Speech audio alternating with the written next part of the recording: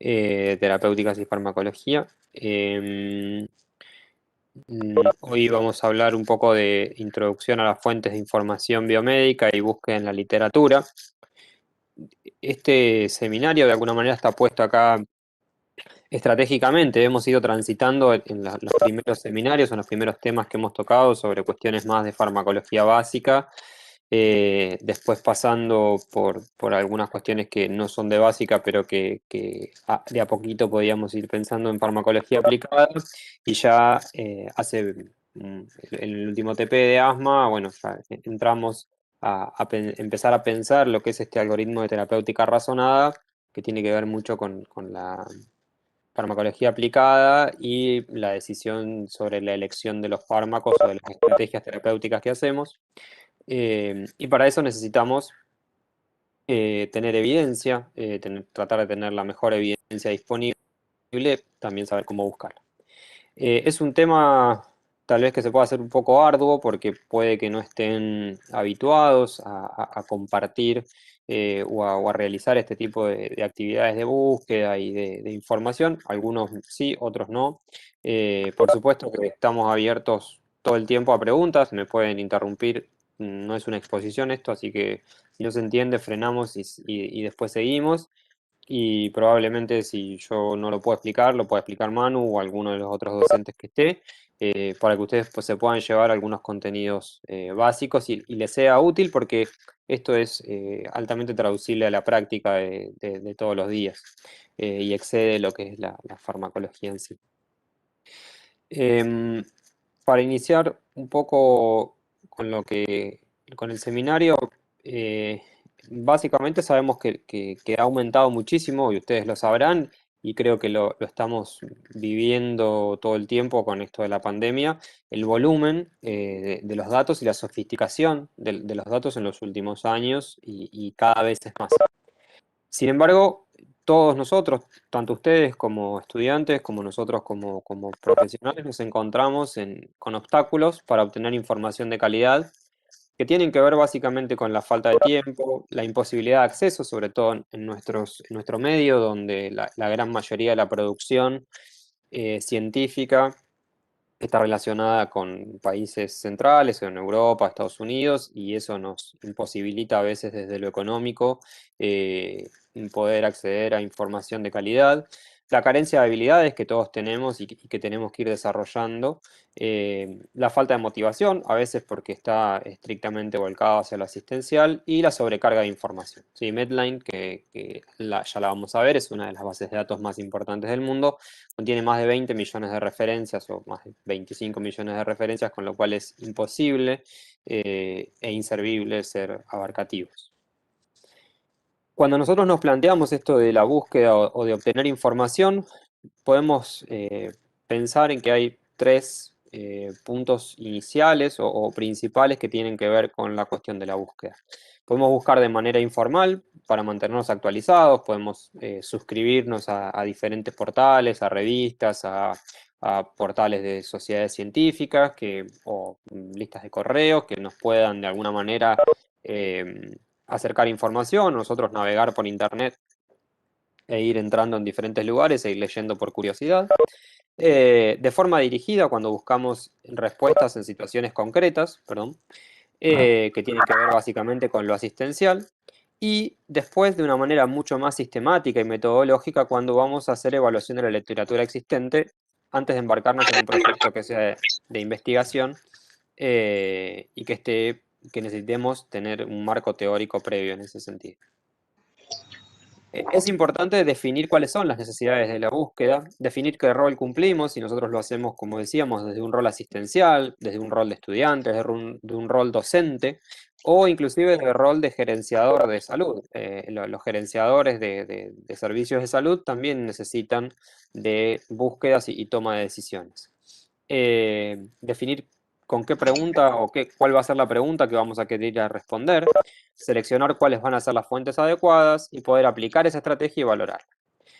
Este gráfico está sacado de un libro que básicamente habla de todas las palabras que empiezan con A, que es hacerse la pregunta, adquirir el conocimiento, valorarlo, aplicarlo, actuar en consecuencia sobre el paciente y después obviamente hay que evaluar si lo que hicimos es válido. En el desarrollo de de nuestro bagaje de información, en general siempre arrancamos, independientemente de si somos profesionales o somos estudiantes, generalmente el estudiante siempre tiene más necesidad de conocimiento, con lo cual se arranca por lo que se llaman preguntas de background o las preguntas más básicas, ¿sí? Que son preguntas más generales y menos sofisticadas. Y después, cuando avanzamos en proyectos de investigación o queremos responder cierto tipo de preguntas, avanzamos sobre preguntas más complejas que están construidas a través de un modelo que se llama modelo PICO, ¿sí? Que ahora vamos a ver en relación a esta sigla, a qué está orientada. Esto va a ser de alguna manera un eje conductor de nuestra búsqueda y de nuestra selección de información. El modelo PICO plantea que la PR se refiere a la población, es decir, quiénes son los pacientes o la población relevante a la que yo quiero abordar. No todas las intervenciones o no todas las preguntas se responden para toda la población o para todos los pacientes que a mí me interesen. ¿Cuál es la intervención? Si es que yo estoy haciendo una intervención, puede ser una intervención terapéutica, por ejemplo, un tratamiento con una droga nueva experimental, o la exposición sería si yo no estoy haciendo una intervención y estoy viendo si tal o cual factor de riesgo empeora o no eh, el, el pronóstico de un paciente, ¿sí? Eh, ¿Cuál es el comparador? En algunos estudios yo voy a necesitar comparar contra algo para poder tomar una decisión en ese contexto. Es decir, yo comparo una terapéutica A contra una terapéutica B y en consecuencia con eso veo si obtengo los resultados que espero o qué resultados obtengo. Sí, siempre puede ser un control, puede ser un comparador activo, es decir, una droga contra otra, o comparar diferentes estados de salud. Y por último, la O en inglés de outcome o desenlaces, ¿sí? Que son los objetivos de alguna manera que se buscan ver. Es decir, cuáles son los desenlaces relevantes para un paciente o bien para la sociedad. Puede ser el costo, el uso de recursos, puede ser eventos clínicos como mortalidad, puede ser eventos clínicos como morbilidad, calidad de vida. Hay un montón de variables que yo pueda querer abordar. Eh, Siempre es muy relevante definir a priori, si yo voy a hacer una investigación o lo que sea, el desenlace. Es decir, ese outcome yo lo tengo que definir a priori. Sumado a esto de las características de estas picos, o sea, sobre qué población voy a intervenir, cómo voy a intervenir, contra qué lo voy a comparar y cuál es lo que voy a querer medir, en general nosotros nos hacemos 5 tipos de preguntas, no mucho más. Una pregunta es la pregunta relacionada con la terapéutica, que está orientada a determinar un efecto de una intervención, ¿sí? Para desenlaces importantes para los pacientes, es decir, síntomas, discapacidad, costo, calidad de vida. Otra pregunta u otro tipo de pregunta puede intentar evaluar los daños, cuáles son los efectos dañinos de una intervención, incluyendo las terapéuticas que yo trato de probar que son eficaces en el punto 1, ¿no? Eh, Preguntas a nivel diagnóstico, o sea, diagnósticos diferenciales, perdón, no diagnósticos, sino diagnósticos diferenciales en pacientes con una presentación clínica particular, para establecer, por ejemplo, la frecuencia de algunas condiciones patológicas. Ahora sí, de diagnóstico, es decir, cuánto es capaz de un test nuevo, ¿sí? Para diferenciar entre personas con una condición presente o no. Por ejemplo, puede ser para una enfermedad, si un test tiene mayor capacidad de detectar una condición patológica, o si hay algún test que me puede determinar, por ejemplo, la presencia de alguna proteína o algún gen que posteriormente pueda servir como target terapéutico u objetivo terapéutico. Y por último, tipos de pregunta de pronóstico, que es decir, estimar el pronóstico de un paciente, cómo le va a ir a un paciente en el tiempo. Para esto, contamos con muchas fuentes de evidencia, ¿sí? Y el desafío, más que conocerlas, es saber seleccionar cuáles son las que corresponden, ¿sí? Y también poder acercarnos al paciente y poder, de alguna manera, lograr que nosotros podamos medir cosas que son importantes para los pacientes, ¿sí? Porque podemos medir cosas muy interesantes, ahora no se traducen en cuestiones importantes para los pacientes. Dentro de lo que conocemos como evidencia o estudios clínicos o estudios científicos en lo que es la medicina sí, la medicina, eh, hay diferentes tipos de estudios a los que después vamos a volver un poquito. No es el objetivo de esta charla de abarcar los diferentes tipos de estudios, pero es importante conocerlos. Esta pirámide de alguna manera marca la jerarquía de los niveles de evidencia. Esta jerarquía está basada en cuánto es el grado de certeza o confianza que uno puede darle a la información que está viendo o está analizando o está utilizando para tomar una decisión. En la punta de la pirámide se encuentran lo que nosotros llamamos revisiones sistemáticas de ensayos clínicos aleatorizados. ESA es la sigla de ensayos clínicos aleatorizados. Las revisiones sistemáticas lo que hacen es juntar los resultados de estudios con poblaciones similares, intervenciones similares, comparadores similares y desenlaces similares y tomar un montón de esos estudios y volcar una conclusión, que de alguna manera puede torcer la conclusión de un ensayo clínico individual o cambiar de dirección. Te hago una pregunta, disculpe. ¿Sí? ¿Estas revisiones sistemáticas podrían ser como los metaanálisis? El metaanálisis es el método matemático que analiza la revisión sistemática. ¿Sí? O sea, la revisión sistemática es la revisión de la literatura disponible que se hace justamente con un método sistemático, valorando la calidad de cada ensayo clínico que se incluye en esa revisión sistemática. La expresión matemática de si algo es más significativo o si, por ejemplo, encontramos una diferencia entre una intervención A y una intervención B, ese es el metaanálisis. Habitualmente van juntos, pero puede haber revisiones sistemáticas en las que no se haga metaanálisis. ¿Sirvió esa respuesta? Ay, sí, muchas gracias. Sí, no sabía. Perdón, Bien. Juan, te agrego, o sea, básicamente la revisión sistemática lo que hacen es dos o más autores revisan la literatura existente y en función de esa, con criterios de inclusión y exclusión, dicen vamos a responder a esta pregunta y por ejemplo, todos los que cumplan tal diseño de investigación, todo lo que sean ensayos clínicos que respondan a estas preguntas y que tengan tales características, los metemos. Y hacen toda una revisión de esto. Hasta ahí llega la revisión sistemática. Si a eso lo someten a un análisis matemático, sumen toda la cantidad de pacientes, los eventos, y lo someten a un nuevo análisis matemático, eso se convierte en un metaanálisis. ¿Está bien? Gracias nuevamente. Bueno, Después sí encontramos lo que son los ensayos clínicos aleatorizados, que son ensayos diseñados para comparar intervenciones que tienen que ver habitualmente con la eficacia de alguna terapéutica, generalmente volcados a fármacos o dispositivos, que lo que hacen es tratar de comparar y comprobar la eficacia de eso. ¿Sí? Aleatorizado significa que la intervención se asigna al azar. Es decir, yo quiero probar la eficacia de la droga A en 10.000 pacientes y 5.000 van a recibir la droga y 5.000 van a recibir un comparador que puede ser placebo o la droga B o la droga C, no importa, pero esa asignación, ¿sí?, se asigna de manera aleatoria o al azar. Después hay otros ensayos clínicos controlados que no son aleatorizados, ¿sí?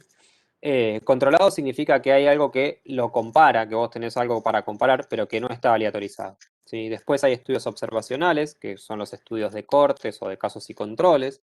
Los estudios de cortes son los estudios habitualmente poblacionales en los que se busca, por ejemplo, conocer la incidencia de un evento. Se toma una población y se la sigue en el tiempo y se ve si desarrollan enfermedad y se trata de hacer una inferencia acerca de, o buscar una asociación acerca de si esa exposición, por ejemplo, hace que desarrollen tal o cual enfermedad. Después los casos y controles son estudios en donde se compara de alguna manera casos, es decir, se parte desde un paciente con la enfermedad, ahora lo vamos a ver más adelante esto, pero se parte de los pacientes con la enfermedad y se los compara con pacientes que no tienen la enfermedad y se ve retrospectivamente si estuvieron expuestos a algo que los haya de alguna manera ayudado a desarrollar esa condición. Y después de perdón, de casos aislados o series de casos, la opinión personal o la opinión, cuando hablamos de opinión personal hablamos de opinión de expertos. Con lo cual ustedes podrán ver que la base, lo más bajo, el más bajo nivel de evidencia es la opinión de expertos, cualquiera de nosotros sea. ¿Sí? Así que eso es un punto importante como para empezar a tomar en cuenta desde dónde sacamos las decisiones médicas. El tiempo y la tecnología que se desarrolló y este volumen de información hizo que de alguna manera esta pirámide, no sé si cambiara, sino que fuera necesario encontrar algunas otras estrategias, básicamente para resumir la información. Porque ustedes imagínense que lo vamos a ver, vamos a ir a buscar, no sé, fibrilación auricular, y nos vamos a encontrar que tenemos más de 50.000 citas bibliográficas que podrían aplicar a nuestro tipo de búsqueda. Con lo cual es sumamente relevante tener estrategias que de alguna manera nos resuman la información y nos resuman de manera con una calidad adecuada, porque también puede pasar que el resumen puede no ser adecuado. Entonces, la, las metodologías que se han desarrollado con el tiempo ponen o arman una pirámide nueva que no solo habla, ya les digo, de la calidad, sino también de la capacidad de contener y resumir información. En la punta de la pirámide se encuentran lo que son los sistemas. Esto nosotros no tenemos en este momento acceso, son sistemas de información clínicos basados en evidencia que resumen de forma concisa toda la evidencia relevante sobre un problema clínico. Y lo que hacen de alguna manera es ensamblar esta evidencia clínica con historias clínicas electrónicas o con registros clínicos electrónicos. Por eso se llaman CDSS en inglés, que son sistemas de decisión de soporte a la decisión clínica. Se utilizan generalmente en instituciones de salud o en países donde tienen, por ejemplo, centralizadas las historias clínicas. Entonces, al tener centralizadas las historias clínicas, eso permite que, independientemente de que el paciente concurra a un especialista en un hospital, en un centro de atención primaria o en cualquier otro lado, pueda tener la historia clínica, como es, centralizada y a su vez emiten alertas. Por ejemplo, alertas que sirven para fomentar la vacunación antigripal en mayores de 65 años. Entonces, cuando uno ingresa ese dato, ese paciente queda de alguna manera vinculado a la edad mayor de 65 años. Esto se me pasa automáticamente, no sé por qué, pero yo lo había suspendido. O, por ejemplo, recuerdan al paciente, al médico, perdón, que el paciente internado tiene que recibir tromboprofilaxis para evitar la trombosis venosa profunda. O, por ejemplo, recuerda acerca del manejo de glucemia o prevención de caídas. Hay un poco de, en la comunidad científica hay un poco como de discusión acerca de si esto realmente, o sea, es la punta de la pirámide de la evidencia, pero es a lo que se apunta en el sentido de decir, de lograr que la mejor evidencia disponible y actualizada esté al alcance del médico que toma decisiones todos los días. Luego esto sí, ahora lo puedo abrir, vienen los resúmenes, ¿sí? Los resúmenes son recursos online, o sea, en línea, que lo que nos permiten es ahí sí tener la mejor evidencia disponible, muy actualizados, todos están muy actualizados, con actualizaciones periódicas, y en general responden preguntas más amplias, de estas que hablábamos del background, o sea, dice, si uno pone tratamiento de la diabetes mellitus en el anciano, nos van a aparecer acerca de, por ejemplo, estrategias para controlar la glucemia, tratamiento, estrategias para evitar las hipoglucemias, intervenciones para mejorar el estilo de vida. Acá vamos a encontrar, tal vez hayan escuchado, recursos como son el UpToDate, ¿sí? O Dynamed. Esos recursos son pagos, pero algunas instituciones los pagan como institución y todos los médicos que que trabajan en esas instituciones tienen acceso a eso. Luego encontramos sinopsis de síntesis. ¿Qué son las sinopsis de síntesis? O sea, estas sinopsis están básicamente orientadas a dar un pantallazo general y rápido, ¿sí? Perdón, me equivoqué, no, me olvidé que es importante que en el segundo escalón, en los resúmenes, aparecen las guías de práctica clínica, ¿sí? Las guías de práctica clínica que generalmente suelen ser como más limitadas a la profesión o más limitadas a a la especialidad de cada médico y que a veces no tenemos guías de práctica clínica globales, están orientadas a eso. Ahora, ojo con el tema de las guías de práctica clínica porque pueden no tener la calidad metodológica que se requiere, ¿sí? Es necesario que las guías utilicen una metodología de revisión sistemática de la literatura, que tengan transparencia explicando, por ejemplo, los métodos utilizados, que estén desarrollados por grupos multidisciplinarios, que tengan recomendaciones claras. A veces las guías suelen ser ambiguas en sus recomendaciones, que tengan un sistema de calificación, que tengan evaluación por pares, que se explicite claramente los conflictos de interés de los autores, tanto los económicos como los no económicos. Todo eso hace que una guía sea de alta calidad, ¿sí? Ahora sí, volviendo al tercer escalón, que son las sinopsis de síntesis, acá lo que encontramos es diferentes también recursos, ¿sí? Son son resúmenes de revisiones sistemáticas en general. Lo que nosotros veíamos como revisiones sistemáticas globales, se resumen las revisiones sistemáticas, muchas veces son resúmenes de una sola hoja, pero tienen una conclusión de los autores o tienen una opinión de los autores que revisan esto. Después sí, entramos en lo que son las síntesis o que son las revisiones sistemáticas, ¿sí? En el caso de no tener la sinopsis, vamos a ir a leer la revisión sistemática. El sitio por excelencia de las revisiones sistemáticas es la librería Cochrane, que es un grupo que lo que hace se dedica a hacer revisiones sistemáticas básicamente, y que está creado como desde el año 90, y lo que de alguna manera hace son revisiones sistemáticas de mucha calidad sobre algunos temas en particular. No hace revisiones sistemáticas sobre el tema. O tienen que ser de alto impacto desde la intervención, porque afectan a mucha población, o de alto impacto desde, por ejemplo, lo económico, porque son intervenciones muy importantes, pero muy costosas. Ahora vamos a ir viendo los diferentes lugares en donde las podemos encontrar. Después encontramos, ahora sí, sinopsis o resúmenes, ¿sí? De estudios originales, es decir, de lo que nosotros veíamos como los ensayos clínicos aleatorizados. Hay lugares, básicamente, por ejemplo, McMaster, la Universidad McMaster, tiene un formato que lo que hace es resumir o hacer una sinopsis de los ensayos clínicos, de los últimos ensayos clínicos, y lo va actualizando regularmente. Y uno puede ir a leer ahí, de alguna manera, ese resumen y esa opinión que tienen los autores de ese lugar. Y por último encontramos lo que nosotros encontrábamos en la otra pirámide, como casi en la punta, que son los ensayos clínicos o los estudios, ¿sí? Publicados en diferentes revistas. Lo encontramos en la base de esta pirámide.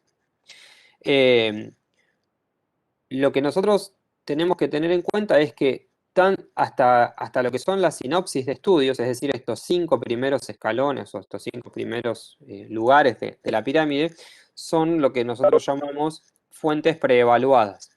Es decir, nosotros vamos a ir a leer cualquiera de estas fuentes, ya han sido preevaluadas por gente que se dedica a hacer esto y por diferentes grupos. Después podemos discutir si esto de alguna manera nos limita nuestras conclusiones, si esto de alguna manera nos orienta a tomar una consulta o si realmente los que hacen estas recomendaciones están en condiciones de hacerlas.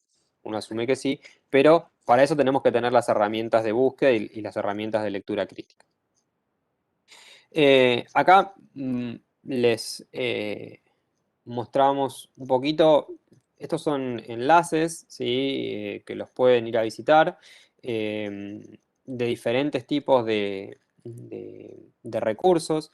Tenemos estos recursos, principalmente el British Medical Journal Best Practices, es bastante útil, como el UpToDate y Dynamite. Estos son todos pagos.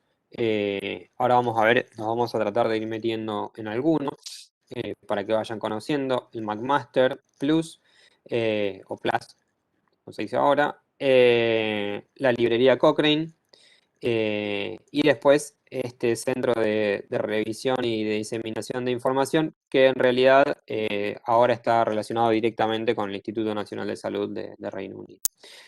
No sé si quieren, yo les puedo mostrar, por ejemplo, meternos en Cochrane o, bueno, a ver, no me acuerdo que sí. Sí, si quieren nos vamos a meter en Cochrane. Voy a dejar de compartir un segundo, así puedo meterme. Y ahora vuelvo a compartir.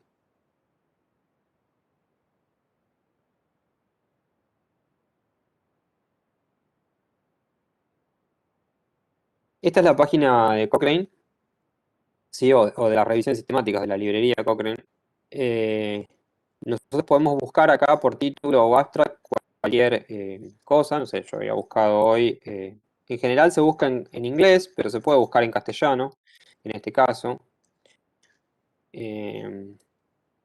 Vamos a buscar, por ejemplo, fibrilación auricular. ¿Qué es lo interesante? No, no encuentro. ¿Qué es lo interesante? Ah, pues lo tengo en inglés, por eso.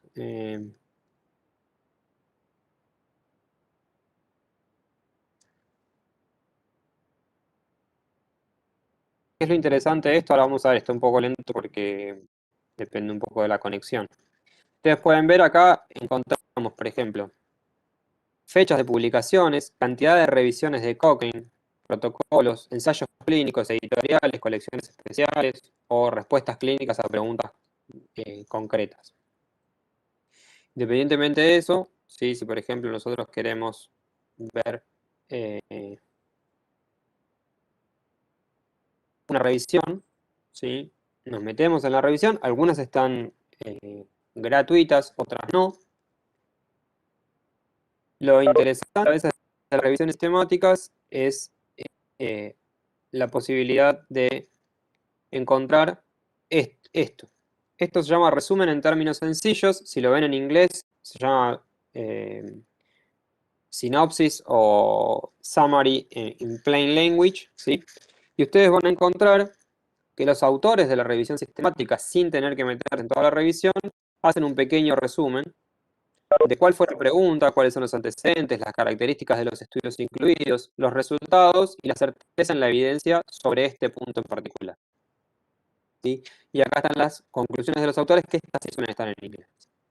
Entonces, a veces, independientemente de que no podamos leer la revisión sistemática, sí podemos tener acceso a estos resúmenes en términos sencillos que son muy útiles, sobre todo que tienen que ver con cuestiones de tiempo, ¿no? Esto básicamente es lo que me gustaría mostrarles de la búsqueda de Cochrane. Hay un montón de cuestiones más, pero me parece que es relativamente útil esta cuestión. Si después nos metemos, por ejemplo, nos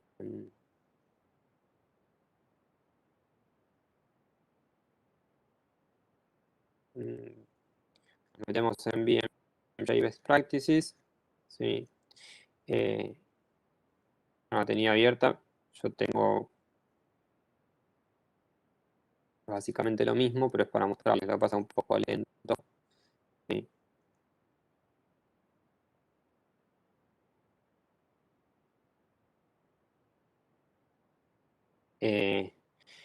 Esto lo que tiene es, es como un escalón más arriba, ¿sí?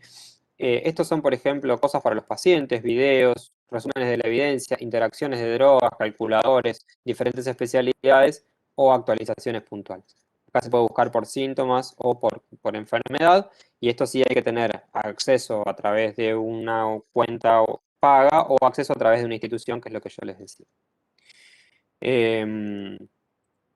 Voy a volver con la presentación. Esto es básicamente dentro de las fuentes valoradas. Después está, sí, alguien vi que escribió en el chat algo del UpToDate, pero no llegué a leer que me había preguntado. Pregunta si es pago, Juan. Ah, sí, sí, es pago UpToDate. Es tanto Dynamet, UpToDate como BMJ. Todas son pagas, o bien las paga la institución o se pagan personalmente.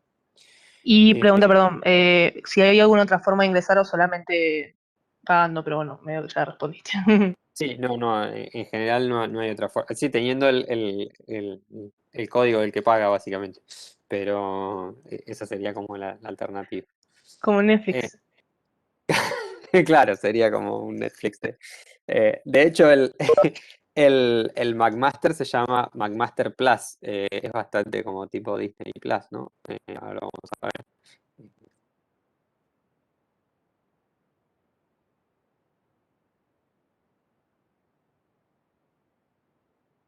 Yo lo fui revisando hoy para sacar los iconos y todo eso, así que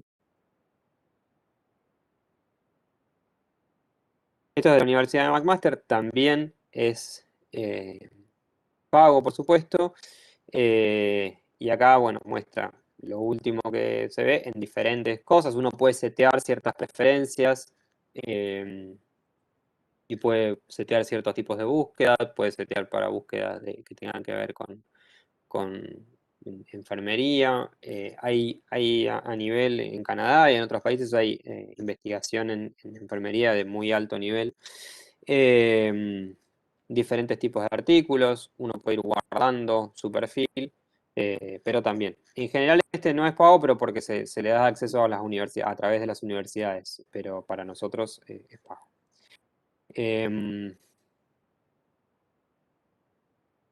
Voy a volver a compartir. Estábamos acá, ¿no? ¿Están viendo el PowerPoint? Sí. Sí, se ve bien. Están las diferentes links, si después ustedes los quieren copiar o ver, pueden visitar. La idea de esto también es acercarles, es inabarcable la cantidad de formatos de acceso a las fuentes que hay, con lo cual es tal vez un poco apelar a su curiosidad y acercarles este tipo de información y que se puedan ir metiendo y que vayan descubriendo qué es lo que hay. Habíamos hablado que teníamos fuentes prevaloradas, que eran aquellas que estaban justamente evaluadas por pares o por grupos multidisciplinarios de calidad previos, ¿sí? Y fuentes no prevaloradas, que es donde de alguna manera nos zambullimos un poco en el mundo de la búsqueda cuando vamos a buscar algo. Ustedes saben que Medline o PubMed, ¿sí? Que depende de la Biblioteca Nacional de Medicina de los Estados Unidos, es la fuente más consultada por los médicos después de Google. Y tiene gran cantidad de información. Sin embargo, no es la única, y tal vez es un poco, es la más conocida, pero no es la única. ¿Sí? Tenemos, por otro lado, la base Embase. Sí, Embase es una base similar a PubMed, ¿sí? Pero que orienta más a estudios de Asia y Europa. Tiene más contenido de Asia y Europa. De hecho, tiene bastante más contenido que PubMed o que Medline. Scopus y Web of Science, ¿sí? Este icono es antiguo de Web of Science porque ahora cambió de dueño. Este icono de Reuters, que es una empresa conocida, no es más este icono, pero bueno, es el que encontré. Son bases de datos que no están limitadas a la tecnología biomédica, o sea, perdón, a la literatura biomédica. Hay otros tipos de ciencias. ¿sí? Metidas en estas dos bases de datos. Después tenemos Vireme, que es el Centro Latinoamericano y del Caribe de Información, que es una biblioteca virtual en salud, que está localizada físicamente en Brasil, en San Pablo, ¿sí? Y que se relaciona con Cielo. Cielo también es un acrónimo en inglés, que no me acuerdo, Scientific Electronic, algo, no me acuerdo cómo se llama, que es un proyecto de esta biblioteca electrónica y que lo que hace de alguna manera es acercar bibliografía muy relacionada con Latinoamérica y el Caribe, hay mucha bibliografía ahí. Y después tenemos Google y Google Scholar. Google Scholar, cuando uno busca en Google Académico, encuentra solamente cosas indexadas en algún tipo de base de datos. Y en Google en general, uno puede buscar y tal vez no obtenga la respuesta que está buscando, pero tal vez pueda obtener un- una aproximación a algo y eso desencadene una búsqueda más profunda, ¿sí? Tal vez el primer es como el primer reflejo que uno tiene es ir a buscar en Google. No está mal, hay que saber diferenciar después la calidad de la fuente. Tenemos, como se darán cuenta, millones.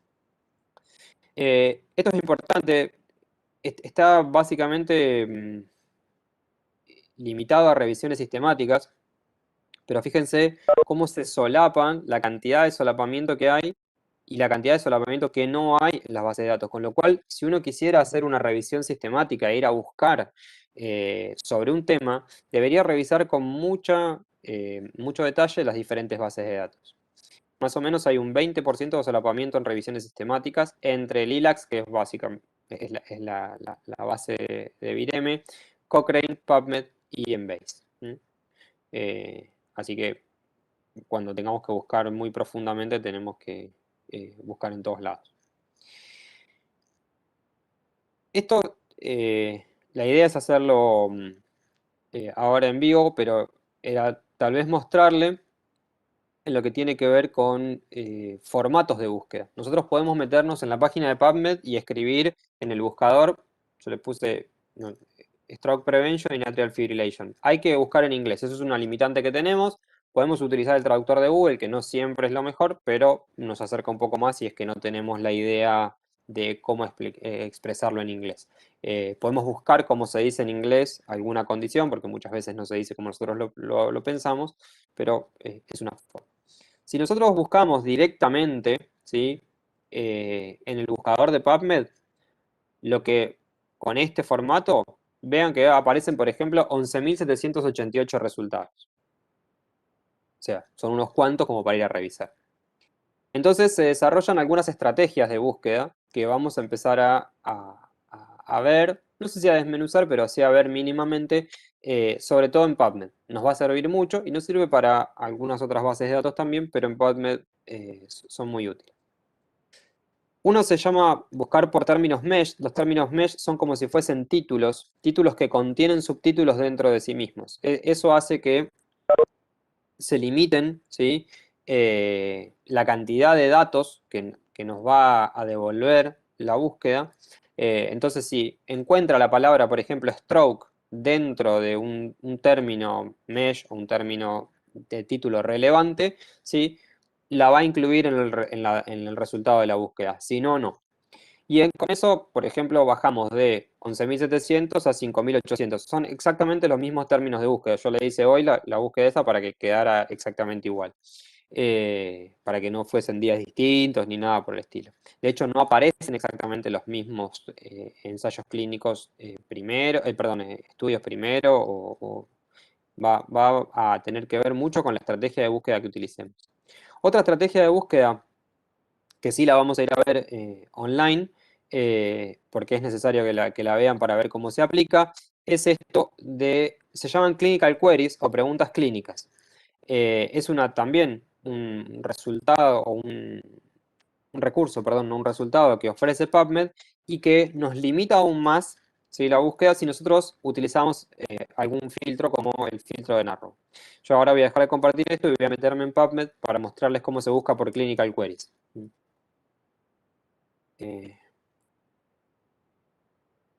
No sé por qué les dejo de compartir, les podría seguir compartiendo, pero bueno.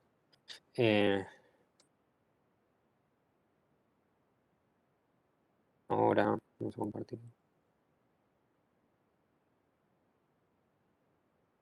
Frénenme, porque yo voy y no, prácticamente ni los veo.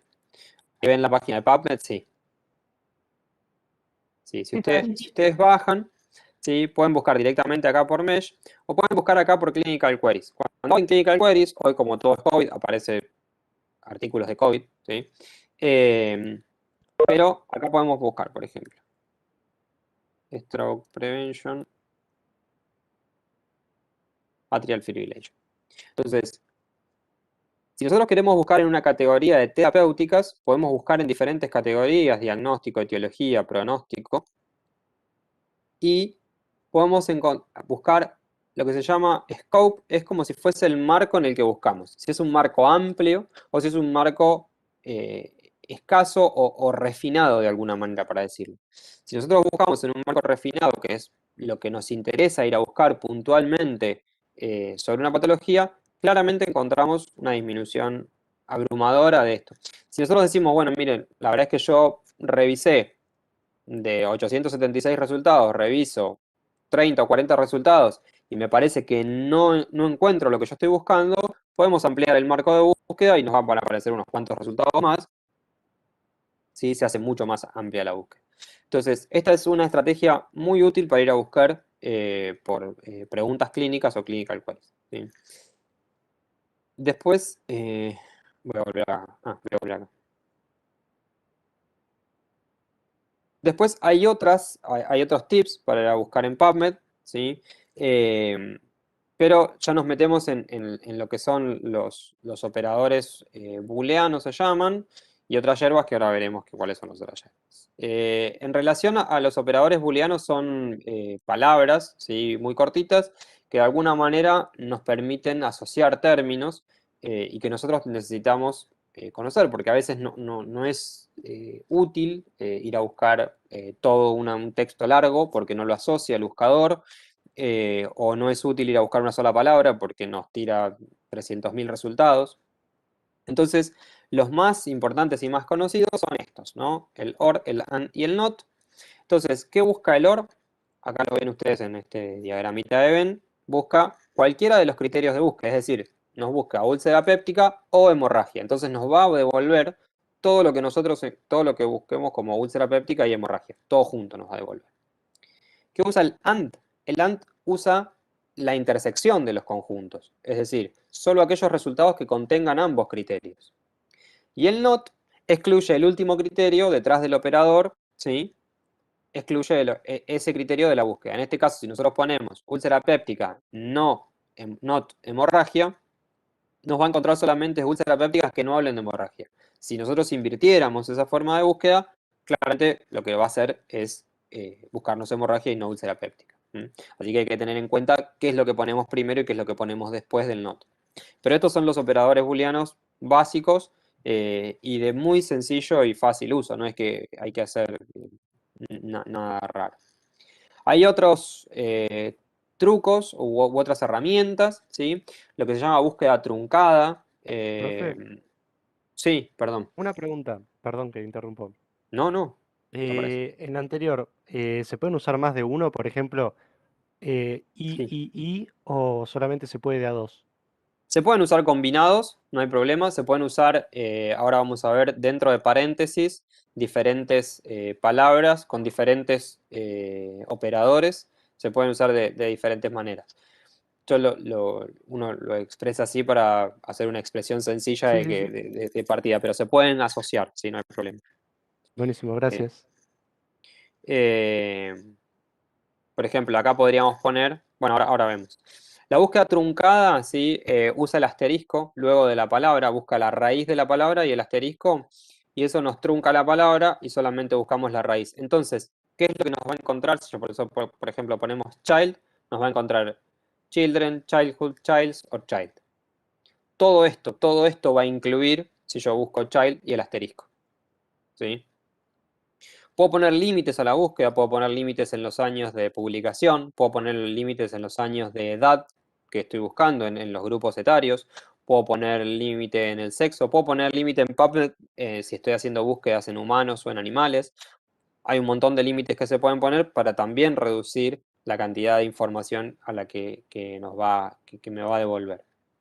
Los paréntesis agrupan términos, y acá un poco lo que preguntaba Lucio, es decir, podemos buscar cáncer colorectal y screening y mortalidad, y screening o mortalidad. Podemos correr el AND de acá, no se puede señalar la pantalla, ustedes no me ven, podemos correr el AND de acá y poner OR acá, pero en general cuando uno busca paréntesis trata de agrupar conceptos y ampliar el criterio de búsqueda. Y después, Profe, sí, le hago una consulta. ¿Y se puede poner también, no sé, un término or, otro término an, tal?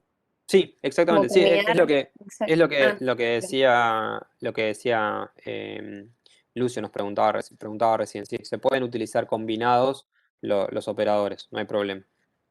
Lo que pasa es que uno tiene que saber qué es lo que va a ir a buscar. Es decir, por ejemplo, a veces se usan el AND y el NOT, entonces vos decís, bueno, por ejemplo, cáncer colorectal y screening y no. Lo que pasa es que ahí de screening no te va a encontrar nada, pero podemos idear un ejemplo. Ahora se me va a ocurrir un ejemplo y lo mostramos. Y después, el último, que también es bastante útil, porque nos acota mucho la búsqueda, es si nosotros ponemos entre corchetes la palabrita TI o TI AB, esto significa título, TI, y AB significa abstract, o sea, es TI abstract. Con lo cual nos va a devolver el resultado solo si la palabra o la frase que nosotros estamos buscando se encuentra en el título o en el título y el abstract de lo que estamos buscando. Vamos a volver a acá. Eh, por ejemplo.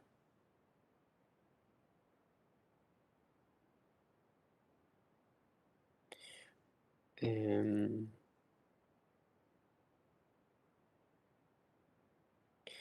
vamos así. Y nos devuelve, ¿sí? Ven que les ponen en negritas la palabra que buscaron. Empieza a aparecer solamente, ¿sí? Después uno puede de alguna manera modificar, o sea, ve que dice cómo están organizados por lo que más coincide, ¿sí? O la mayor coincidencia, se puede mostrar diferentes opciones y puede ser el formato, puede ser que uno lo pueda modificar por fecha de publicación, por primer autor, por el tipo de revista.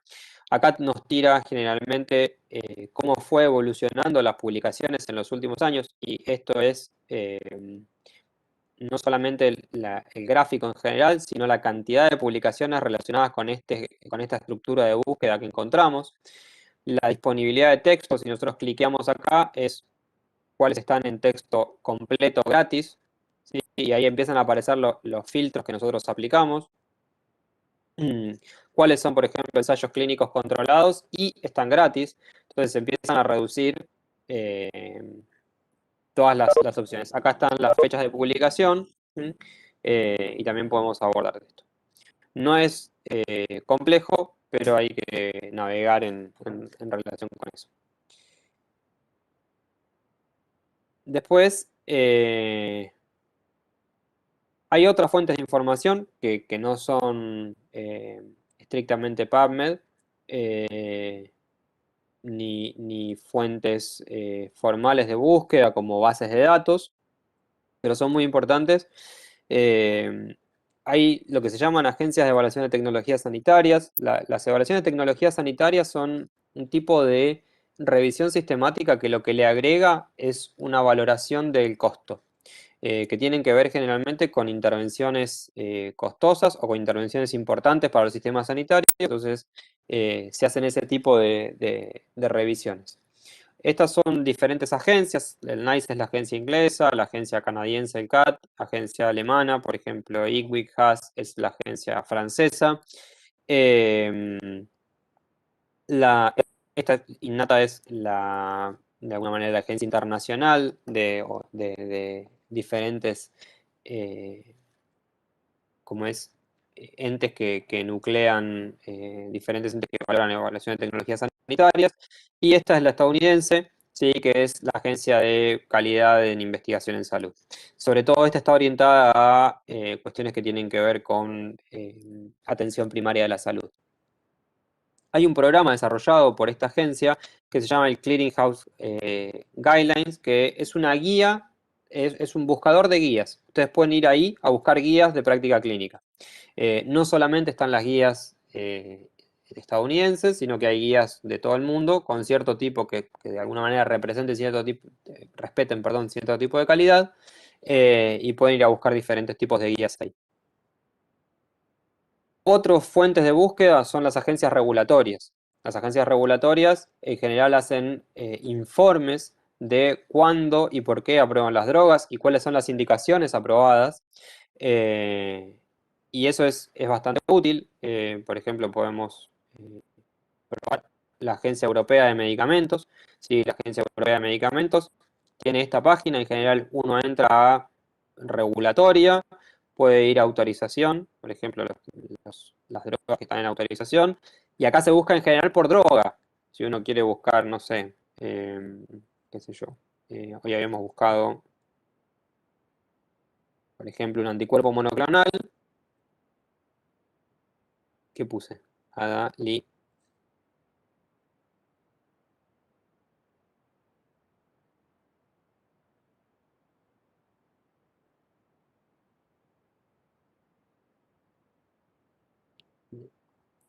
Entonces encontramos diferentes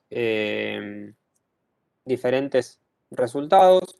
Podemos achicar acá y acá buscamos, por ejemplo, informes. Estos informes están buenos desde el punto de vista que proveen mucha información farmacéutica, mucha información farmacológica. Podemos ir solamente a los informes hechos para pacientes o para la población general, o podemos ir al folleto o al formato de aprobación del producto. ¿Sí? Es el resumen de las características del producto. Estos resúmenes son escritos, o sea, son largos, pero están las indicaciones, están las formas farmacéuticas, están las particularidades clínicas, están los ensayos clínicos que hacen que, ¿cómo es? Hola, está mi hijo. Están los ensayos clínicos que de alguna manera avalan esta aprobación.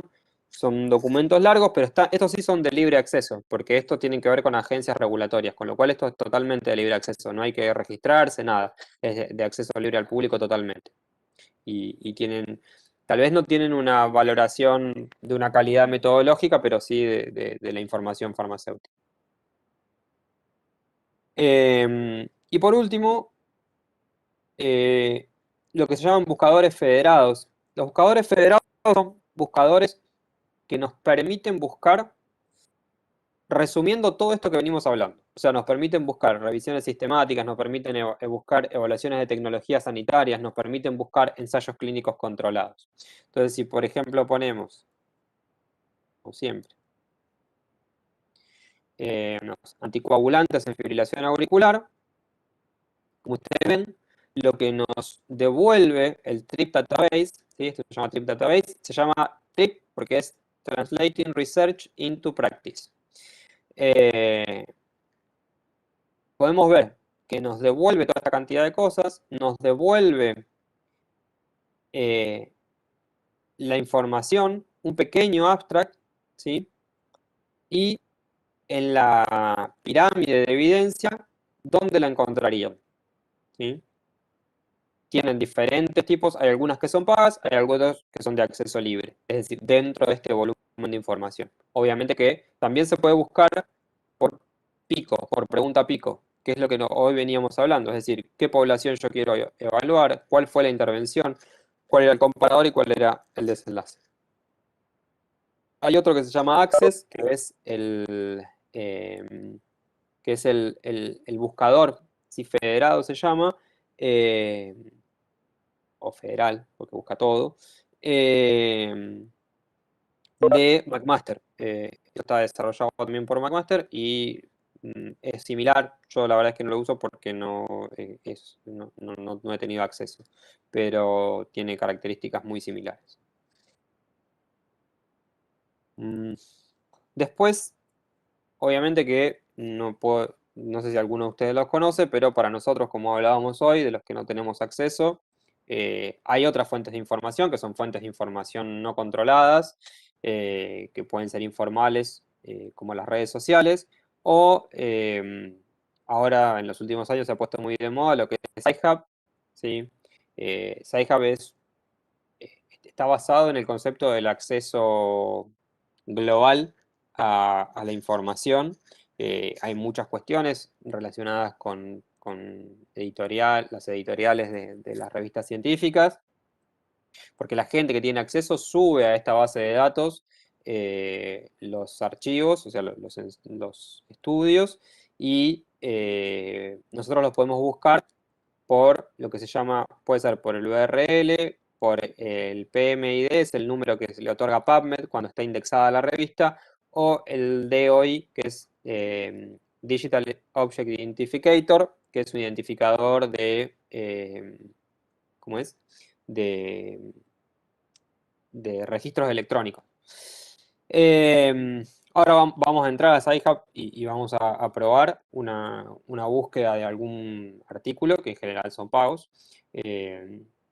Esto no es algo que esté avalado por ninguna sociedad científica, ni mucho menos, ¿no? Y después el Twitter, particularmente, uno puede ver por lo menos algunas, no sé, uno puede seguir diferentes sociedades, puede seguir diferentes centros, puede seguir personas, pero puede seguir, o sea, Cochrane tiene Twitter, PubMed tiene Twitter, McMaster tiene Twitter, diferentes hospitales, diferentes centros o lo que sea tienen Twitter y uno puede meterse y utilizarlo como fuente de información o por lo menos como disparador de fuente de información e ir a tratar de buscar eso. A ver si puedo. Igual creo que sabes que no está subiendo libros.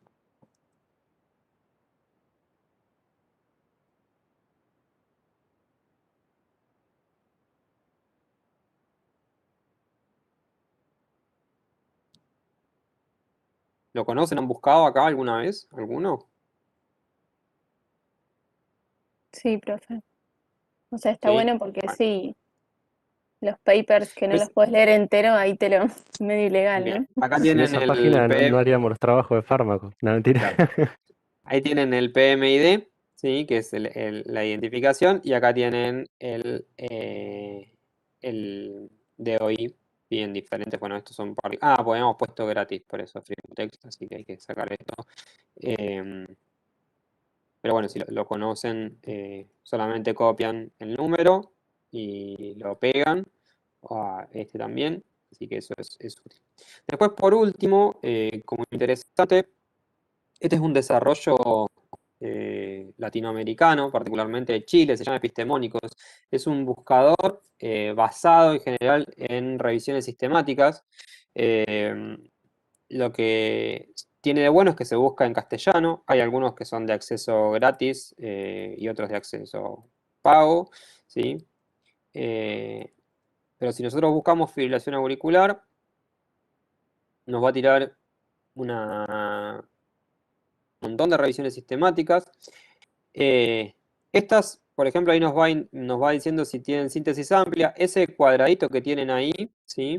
Es la característica y después si tiene valoración por pares o no. Por ejemplo, ahí si tiene traducción, si tiene valoración por pares o no, si no tiene referencias. Hay un montón de cosas. Y tiene además esto que es una matriz de evidencia. Esta matriz de evidencia lo que hace es correlacionar el resultado de esa revisión sistemática con los ensayos clínicos que se incluyeron en ella y compararla con otros, para saber si es inclusiva en la cantidad de ensayos. Está un poco lenta la internet.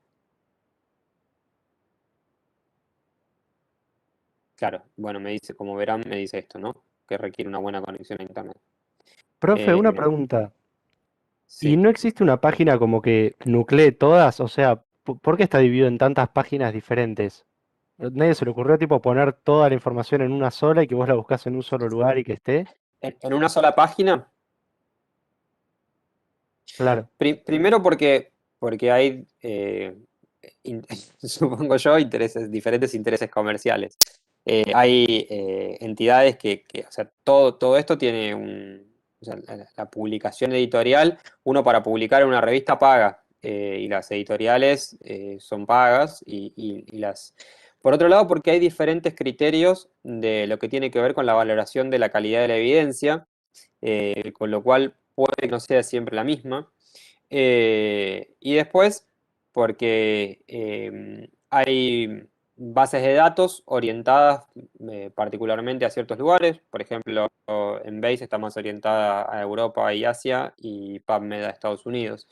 En realidad, si vos me preguntás qué es lo que más resultados te devuelve, es el trip o el access. Es esto último que vimos.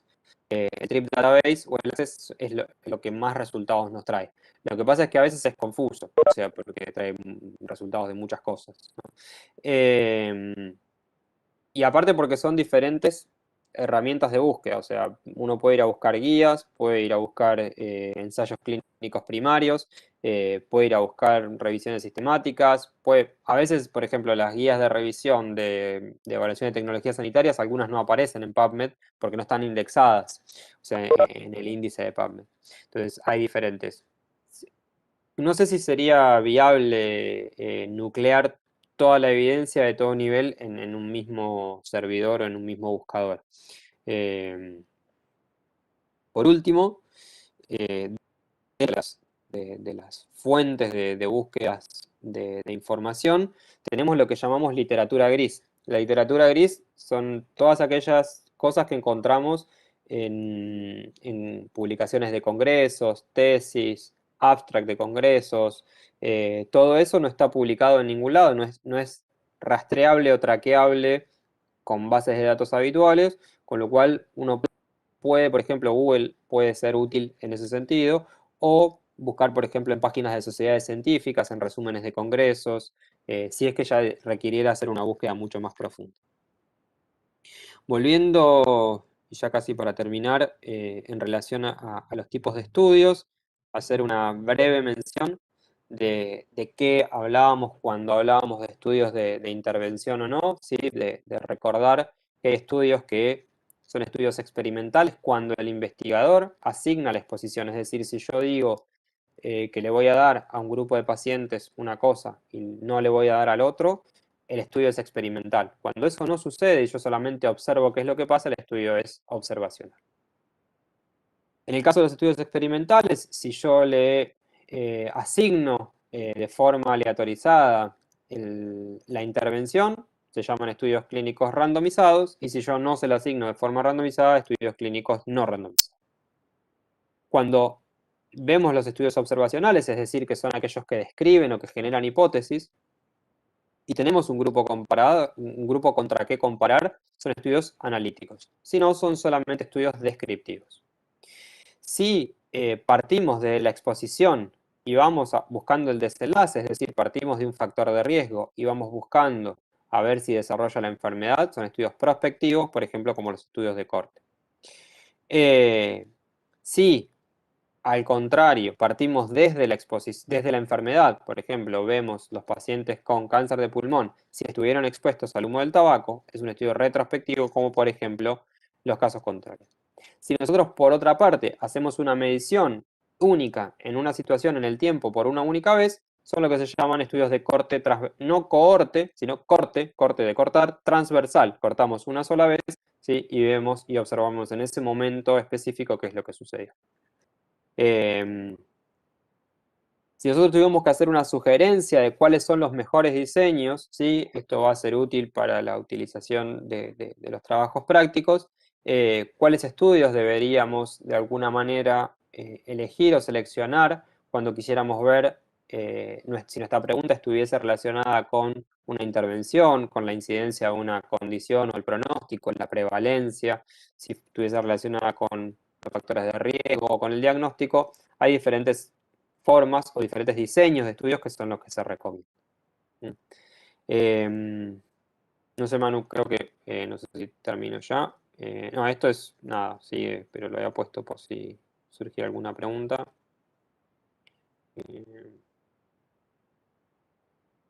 Acá, al final, hay unos tutoriales para buscar. PubMed tiene su propio tutorial que les enseña a buscar, es gratuito. Y también está muy bueno este de la Universidad de Georgia, del estado de Georgia también está bueno. Si se quieren meter, son tutoriales de búsqueda. Y por último, entrar a pensar de que Doug Altman es un médico bioestadístico que falleció en 2018 y que plantea y es una de las personas más influyentes en la medicina basada en la evidencia, esta cuestión de que no necesitamos demasiada información, lo que necesitamos es menos investigación, que sea mejor y que esté hecha por las razones que sean adecuadas. ¿Sí? O sea, que tengamos que... A partir de esto me parece que surge esta cuestión de preguntarnos cuáles son los desenlaces importantes para los pacientes, cuáles son los desenlaces importantes para la toma de decisiones sobre los pacientes, pero para eso hay que poder interpretar un montón de cosas. No hay que saber de estadística, hay que poder leer de manera crítica la evidencia, poder buscarla y poder leer. Obviamente que esto es un volumen de información descomunal, pero es necesario que se lo podamos acercar como para que puedan tener, aunque sea algunas herramientas para acercar la búsqueda. ¿Sí? Y nada, hay que literalmente nadar entre todo este mar de información. Bueno, no sé si Manuel quiere comentar algo o si está, no sé, supongo que sí, pero no vi. Sí, no, un par de cosas nada más. Cuando tomemos, les comento cómo vamos a tomar los trabajos prácticos. El núcleo es de, es de búsqueda de información y fuentes de información y lectura crítica, que son dos cosas bien distintas. El tema de búsqueda básicamente es lo que desarrolló hoy Juan. Esto no lo vamos a hacer exhaustivamente en el trabajo práctico, sí hay un ejercicio de búsqueda de información que nosotros les pedimos que hagan, pero básicamente lo que les pedimos es que identifiquen la fuente de información que les parece más adecuada a distintas preguntas.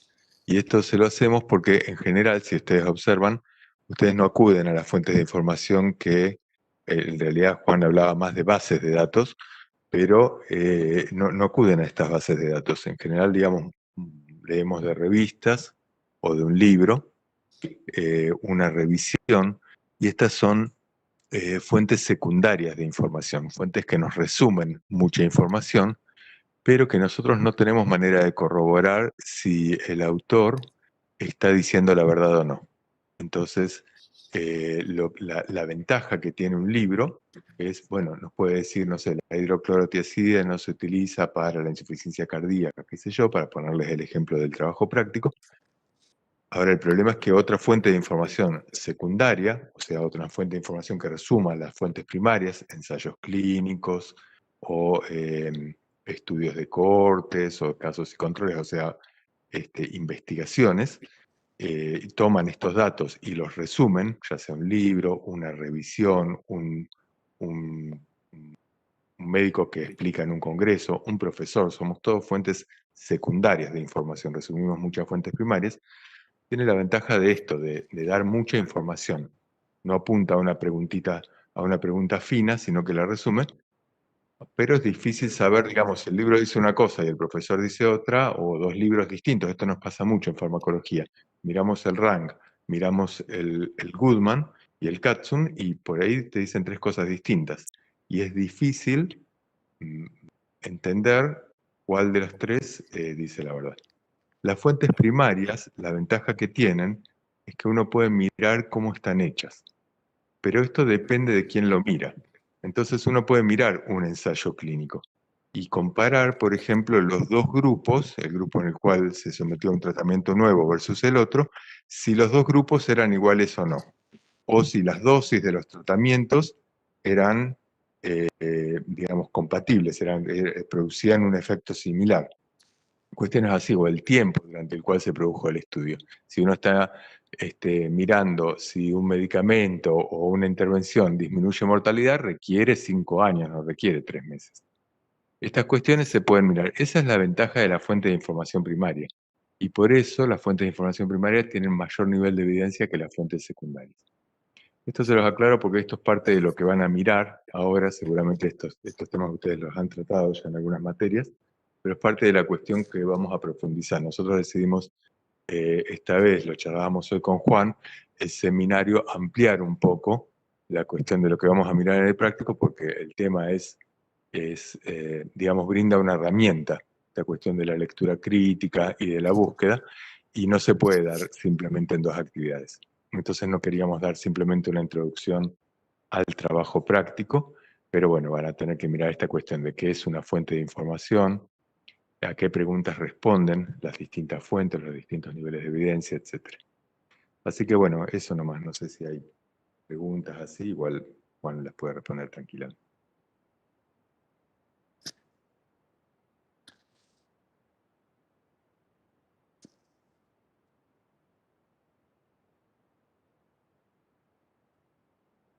Sí, no sé si quedó todo muy claro o tuvo una catástrofe, pero bueno, nada, igual vamos hablando y iremos viendo. Sé que es mucho volumen, que a veces es difícil, y más darlo así, pero bueno, traten de utilizarlo. Supongo que algunos de ustedes utilizarán este tipo de fuentes, y consúltennos si es que tienen dudas, que básicamente para eso estamos, ¿no? Esto, como dice Manuel, son dos cosas distintas, la búsqueda y la lectura crítica, pero buscar bien de alguna manera también nos permite después tener, poder leer bien o poder ser más críticos también, ¿no? Por eso es importante ver dónde buscamos. Hay un montón de recursos, algunos más limitados, otros no, pero hay un montón de recursos para aprovechar.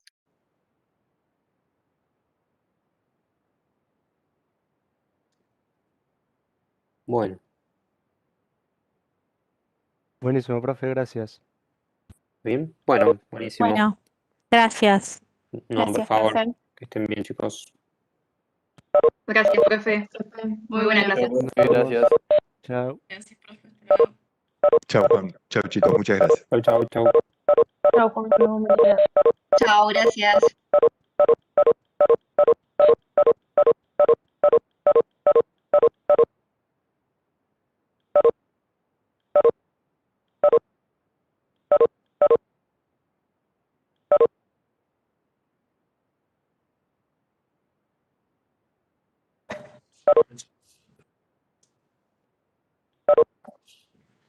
Ujú.